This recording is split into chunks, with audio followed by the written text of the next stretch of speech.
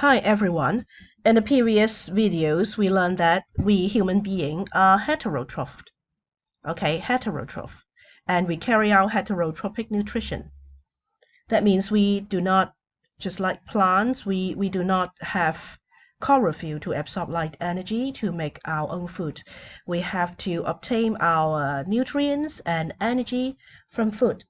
This is what we learned in the previous videos. And now we are going to do some revisions about why do we need food and what substances does food contains, the chemicals the food contains. And I promise you this would be very short and easy because you already learned it in Form 3. So why do we need food? 3 reasons. Okay, 3 reasons.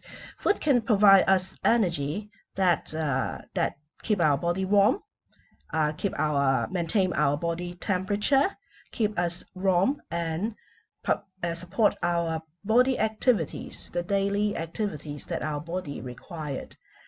So if we do not have enough food, we do not have enough energy to do physical exercise and maybe to learn, to take a lesson, to play.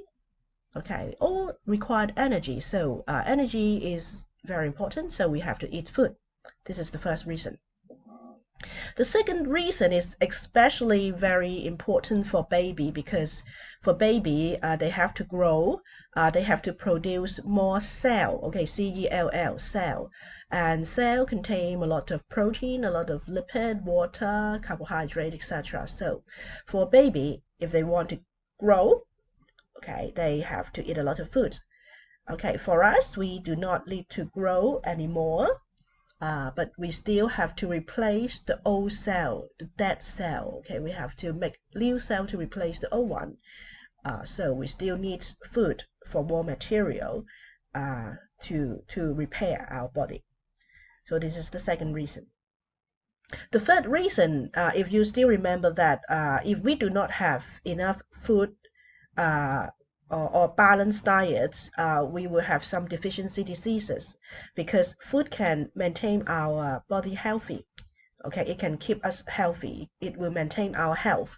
So if we do not have balanced diets, that the essential element that maintain our body healthy, then we may have some disease. So 3 reasons for food. Okay, we need food for energy, we need food for raw material, for growth and repair, and also we need food to maintain our health.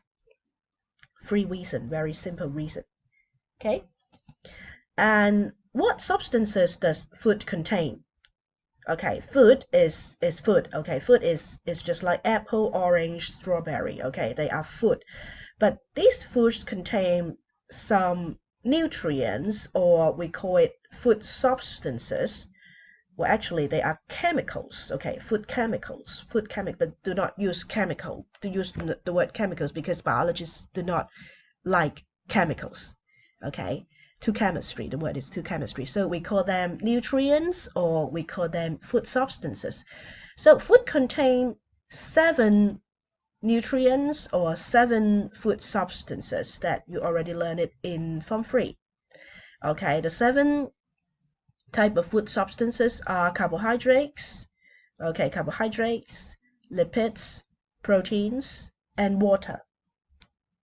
Okay, they are essential element, essential to our life. That means if we do not have enough these food substances, we will die. We cannot survive for more than 3 weeks if we do not have food. Okay, carbohydrate, lipids, proteins, it will die. We will die. Okay, we cannot survive more than 3 weeks. Okay, if we do not have water, we cannot survive for more than 1 week. So it's very important to maintain our life, and so they are called primary food substances. Primary food substances. Okay.